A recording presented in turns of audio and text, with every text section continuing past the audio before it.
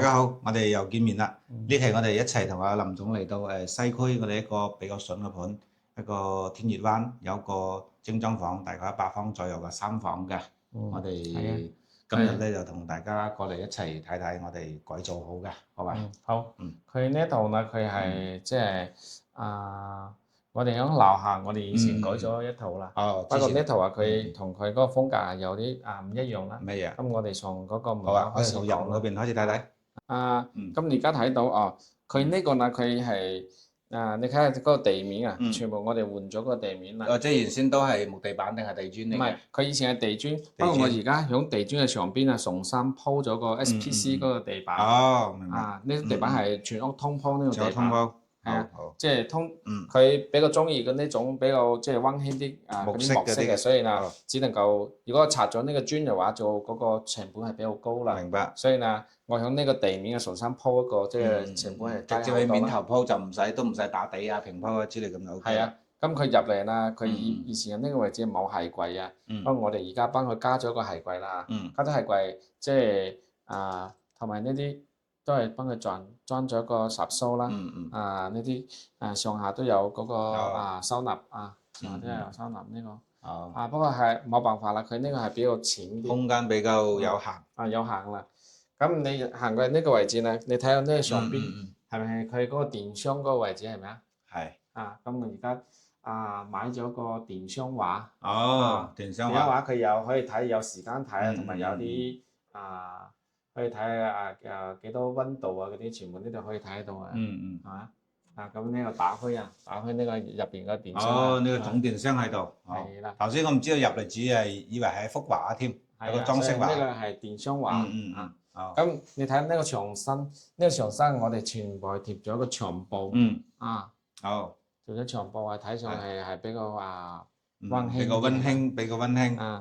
咁入過去呢個位置啦，你睇下我哋做咗呢個鞋櫃之後呢，我哋拆咗佢原本嗰個推拉門，佢原本嗰個推拉門即係好大嚿嘅。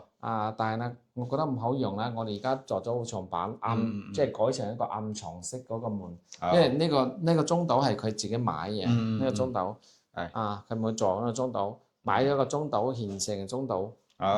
咁你轉過嚟頭先講啦，就呢個門啊，就係我哋重新。咁你就係加裝改造過嘅。係啦，因為我而家拆咗以前嗰個門嘅話，我就為咗我做咗個牆板，即係呢個門啊，平時可以收納喺入邊。即係一半就可以收喺裏邊啦。係啦，咁樣拉出嚟係咪？跟住係。咁你而家入到呢個廚房啦，佢以前呢個廚房啦係好細嘅。呢個位置咧係我哋 book 咗佢原本嗰個陽台。呢個係生活陽台嚟㗎，呢個細嘅空間。要擴大呢個即係呢個櫥櫃同埋你睇下地面，全部都係成屋都係通鋪嘅 SPC 個地板。呢種地板咧，佢唔經水嘅。佢本身就係一個食粉，防水防滑咩之類咯。係啊，佢本身嘅材質係一種食粉嚟啊。所以你唔經水。所以可以全屋可以通鋪，衞生間都可以通鋪嘅。只不過係咁樣鋪出嚟嗰個整體感係好多啦。咁加出嚟之後呢，就係為咗我擺個洗衣機啦，擺個洗衣機同埋呢啲台面俾佢可以增加佢擺啲放起計啲烤箱之類啦。烤箱烤爐等等各方面都可以放。咁呢個上邊仲可以裝個電動嗰個涼衫架。封埋呢個窗咯，呢個窗係封埋呢個窗係咪？呢個窗封咗之後，呢個可以呢個係推拉窗嚟，可以即係可以打開佢。即係有個掹打開就空氣就對流啦。有個掹網咁而家你睇到佢呢個盤呢個水盤係一個大單盤啦，佢呢個係換咗啦，我哋幫佢換咗，佢以前係雙盤嚟啊。雙盤嘅話唔好用啦，所以呢。要改成一個大單盤，改成大單盤之後呢，呢個係好大啊！呢個係75寸嘅，75，所以呢係大好多。咁你行到呢個位置啊，呢個有個餐邊櫃，佢呢個餐邊櫃係即係學動式嘅，佢係後邊係自己買上去。就係添加上嚟嘅，自己添加上嚟作為個裝飾咁樣。咁我哋嗰個背景牆已經調轉過嚟啦。以前係響以前喺對面呢一邊嘅。即係我而家將個方向對調咗。係啊，對調咗啦，呢邊就係佢開咗門之後呢，唔想坐呢個位置，即係俾人哋坐直接睇電視就唔使第一時間睇到，換一個方向就睇到電視呢邊啦。係啊，咁就好，即係風水上係好啲，係咪啊？哦，明白。咁呢個位置我幫佢做一個即係嵌入式個電視櫃，做一個電視嘅背景。哦。下邊啊，即係全部做一個着地嗰個電視櫃啦。電視櫃呢啲佢而家即係已經入住啦，所以呢你睇到佢已經擺咗好多嘢入嚟啦。擺晒嗰啲電視呢啲就係我哋嘅。後邊有好多啲電線喺暗藏喺入邊啦，係咪啊？收藏喺入邊。如果擺喺出邊嘅話係好亂嘅。係全部睇到。所以你咁樣關注佢嘅話好多啦，係咪啊？咁呢個框呢，我都係做咗個不鏽鋼嘅框，呢個電視機可以嵌入去啦，上下都係打咗個燈底。咁呢個邊啊，你睇到我哋呢個頂嗰個位置，呢個頂呢個空調呢係後邊係加上去嘅。而家即係整咗個風管機啦，係咪？你睇下我哋成個天花，我哋呢期呢冇做個帽子燈啊，因為佢呢唔想個天花太矮。太矮即係比較高啲咁樣咯，個空間。係。所以呢，我哋邊幫佢做一邊嘅個燈底咯。同埋呢個加少少出嚟就做一個風管機。就可以夠用佢嗰個客廳呢個位置啦。佢呢台機呢有個好處，可以有個功能可以除個夾鉗啊。即係呢台機佢仲有個除夾鉗功能嚟嘅。係佢本身可以除夾鉗啊。佢呢度可以收濕啊，同埋除夾鉗啊，呢台機可以搞掂啦。明白。佢呢啲全部可以即係幫佢裝通鋪呢個牆布啦。同牆布，因為佢呢個位置係我哋嗰個。即係呢個大陽台嗰個都有個推拉門係咪之類嘅空間嚟嘅？而家空咗出嚟之後呢，呢個係咪大啲咧？係咪啊？大咗之後呢，我呢個因為佢我用咗塊玻璃係比較大啲，我覺得係一個窗已經通風已經夠晒。佢呢個係30幾樓嘅，30幾樓，所以呢佢風係好大嘅。明白。呢個係幫我封咗窗之後呢，呢個因為我驚佢漏水啊，驚漏水嘅話，我呢啲係用不鏽鋼。壓咗個不鏽鋼喺度。所以呢咁樣嘅話，就算佢出邊真係入水嘅話，都冇事㗎啦。因為我哋嗰個地板係唔經水係防水嘅。咁佢呢邊係有條柱係咪啊？呢邊有條柱啦，但係我哋用嗰個牆板幫佢包曬包住佢。包住佢其實因為我為咗做呢個係一個書台嚟啦，係咪啊？呢個書台嘅話，佢有一定嘅深度，因為佢下邊嘅話佢有擺個手地機器人，所以呢我呢個深度之後呢，我呢個位置係其實可以打開嘅，可以打開有啲收納係咪啊？因為佢本身嗰條柱係到呢個位置啊，但係我哋嗰個櫃係好深嘅啦，即係將上頭柱包住保留啲空間咧，係唔想浪費呢啲空間啦，所以呢我哋即係偷出嚟俾佢係可以擺啲嘢啦，係咪啊？咁呢個呢佢係書台嘅話，平時即係如果你坐呢度嘅話冇地方擺腳啦，但係呢我幫佢暗藏咗一張台，呢張台係一個抽拉式嘅嗰個推拉式咁推出嚟啊嘛，咁呢張台係咪咁樣推出嚟啊？即係你佢可以坐喺呢個位置，去睇出邊嘅風景。咁呢個位置啊，抽咗電腦，又坐住去睇電視啊，手提電腦又喺度辦下工咁樣都 OK。係啦，咁我哋呢啲側面啊都可以擺書啦，係咪啊？呢啲側面可以擺書啊。平時如果係想呢個空間係大啲嘅話，又用佢收納翻佢又 OK，係咪啊？收入去咁樣關住呢個門嘅話，係咪呢個位置係大好多？係咪？就係一個完整嘅空間喺度啦。係啦。咁佢下邊嘅話，仲有嗰啲收納啦，係咪啊？呢啲收納啦。呢啲係有櫃籠啊，呢啲係櫃籠啊，有收納啦。呢邊都係全部幫佢加咗呢啲燈啦。全部都做咗燈喺度嘅。加咗燈啦，佢其實佢好多小電器啊，所以呢用咗比較多嘅嗰呢啲導軌插槽。咁牆邊嘅天花重新吊過啦，重新吊過即係吊過頂嘅呢個天花係。係重新吊過，因為佢以前拆咗呢個推拉門之後呢，佢有個問題就係呢條梁比較矮。呢係比較矮嚟嘅。比較矮，但係呢，我想為咗呢個空間係高啲嘅話，我呢個天花係往上邊往上吊。吊咗好多。咁樣嘅話，你企喺呢個位置你又覺得比較高咯。就比較舒適啲比較高，所以上空間感好好多。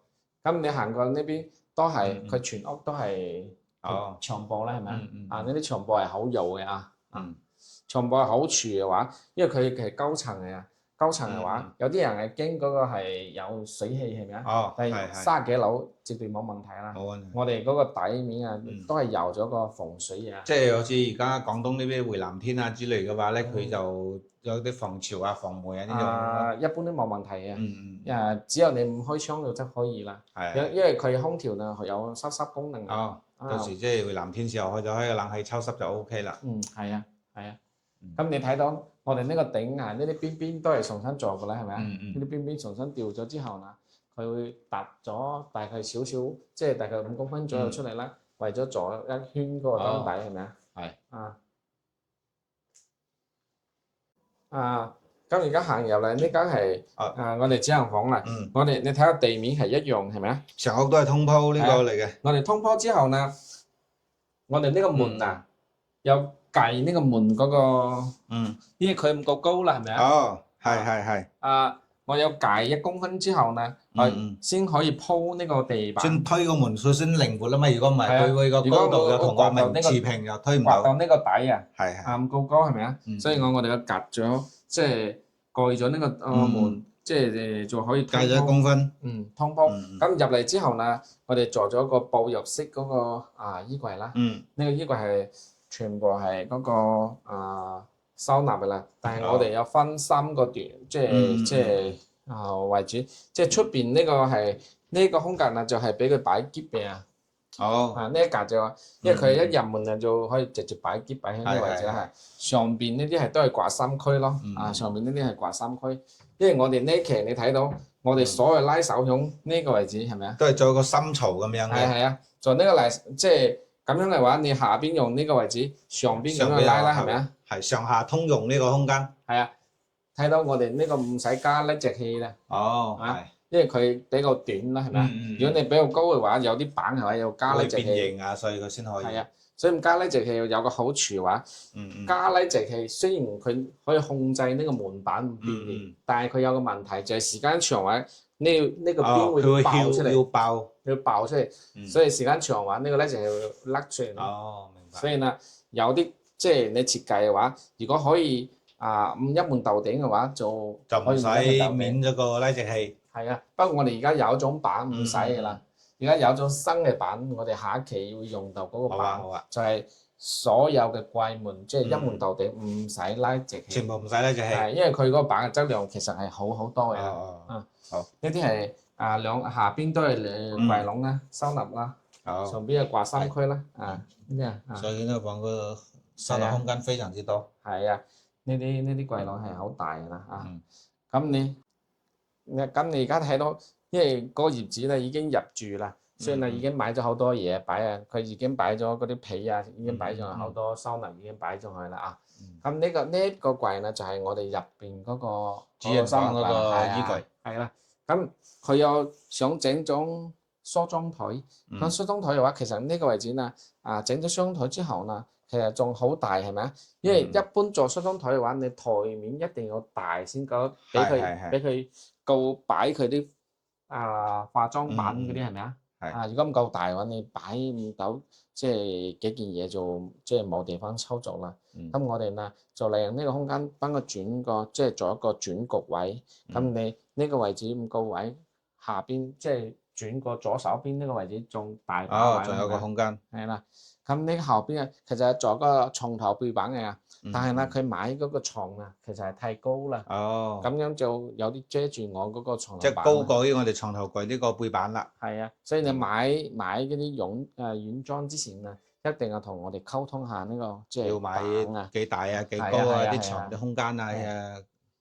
係啊，咁你睇下呢個牆身，佢都係全部貼咗嗰啲牆布啦，係咪啊？即係裏邊個牆身都係貼咗牆布嘅。係啊，佢全屋都係牆布。只不過呢個係淺色啲。點解貼淺色？你睇下頂嗰個。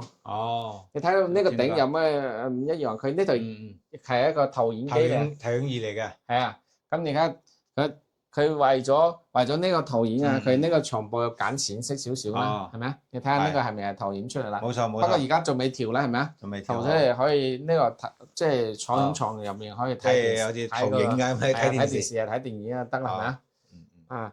咁上邊佢就可以聽下音樂嘅嗯。啊，佢有好多功能，呢嚿嘢2000幾蚊哦，啊，怪不得我頭先話睇咁特別嘅。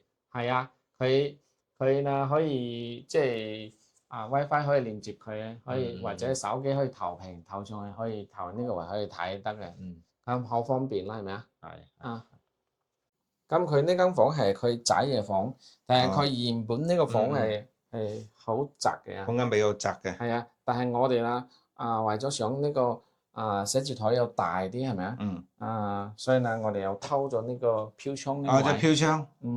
飄窗偷咗呢個飄窗位嘅話，我呢個床而家可以擺到一個米半嘅米半嘅床。佢下邊仲可以有啲收納啦，係咪啊？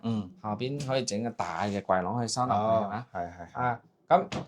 咁呢個有個收納之後呢，咁我呢邊呢轉過呢邊呢就可以做一個，即係佢放喺呢個位置幫佢做一個做條燈帶啦。嗰條燈帶可以做條嗰個燈光喺呢個位置係柔好多啦。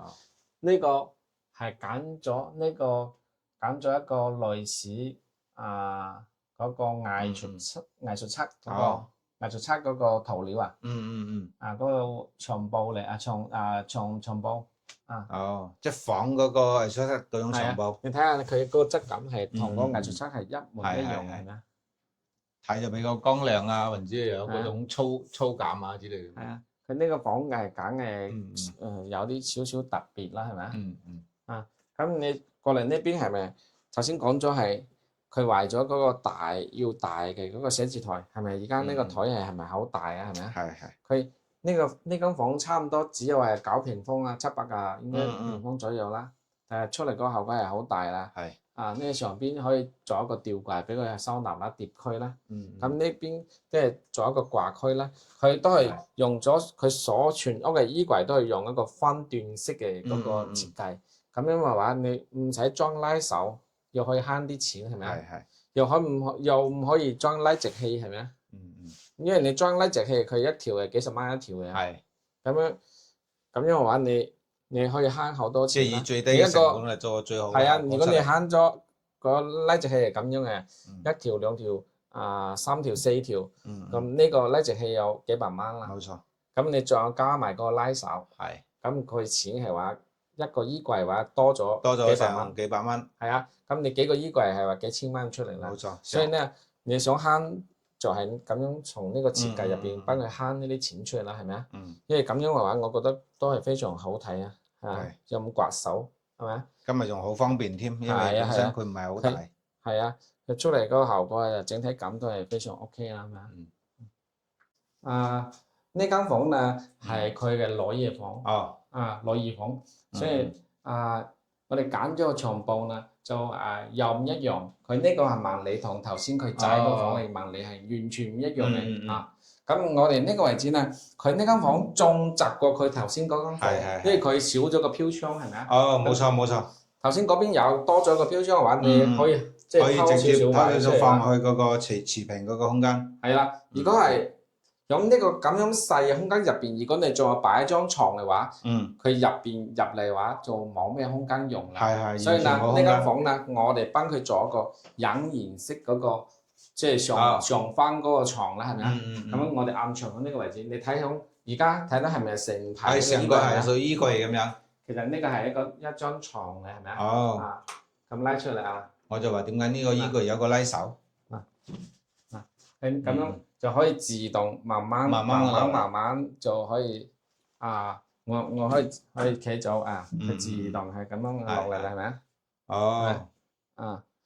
咁。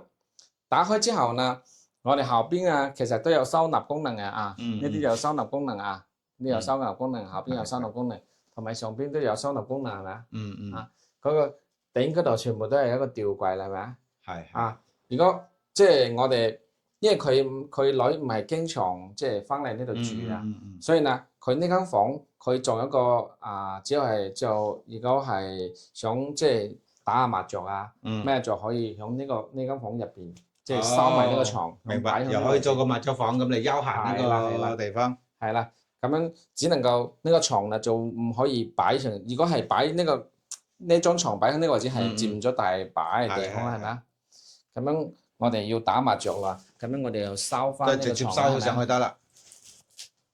哦，係嗯啊，咁樣收上去係咪啊？嗯啊，咁呢啲位置係咪可以好打麻雀咯？係咪啊我？頭先仲以為做乜點解呢間房冇床添。係啊，咁你睇下呢啲係都係收納櫃啦，係咪？啊，都係用咗個分段式嗰啲設計係咪啊？係。啊，咁佢都要個即係一個女仔嘛，係咪啊？有個大嘅化妝間係咪啊？係。咁呢個係滿足佢啦，係咪啊？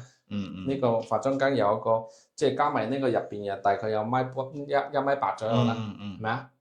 啊，咁你坐喺呢度化妝係咪？係咪大把空間係咪啊？咁上邊又開個幫佢整個開飯格，因為入邊有燈嘅係咪啊？好。啊，你有燈啊？嗱，咁林總，咁我哋而家又到咗我哋最後一個環節啦。即係我哋成套個精裝房，我哋都同大家介紹完啦。咁呢套精裝房嘅情況咧，我哋所見所買基本都係我哋搞掂嘅，因為佢精裝本身咧就係地面啊，同埋啲廚具衣櫃啊，全部都係我哋全部重新幫佢改過嘅。咁要按照呢套嘅話咧，我哋啲大概嘅費用又去到咩幅度咁樣咧？佢呢套啊係改嘢比較大幫呢啲用途啦，係咪啊？幫啲用途封窗啊，係咪啊？封窗嗰啲，同埋呢個全部通鋪呢個 SPC 呢個地板啊，同埋呢啲牆布啊，呢啲其實好多牆身呢啲。全部加埋包工包料嘅話，大概使咗15萬落啦。15萬落。係啊。哦。因為我哋下邊即係仲有一頭，即係同佢一模一樣係。不過嗰頭啊，即係仲慳啲，因為點解會慳啲？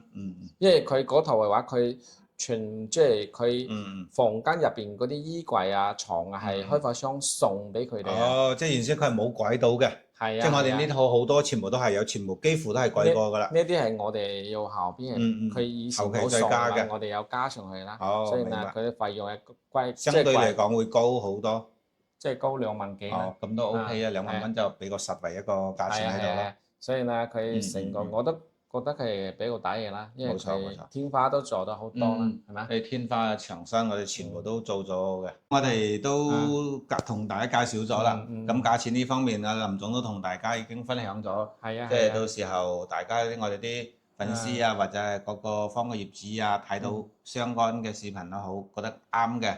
但我哋視頻上方有阿林總嘅聯繫方式啊，各方面加微信或者係電話同我哋溝通好嘛？好啊。OK。好，咁我哋就分享到呢個位置。好，拜拜。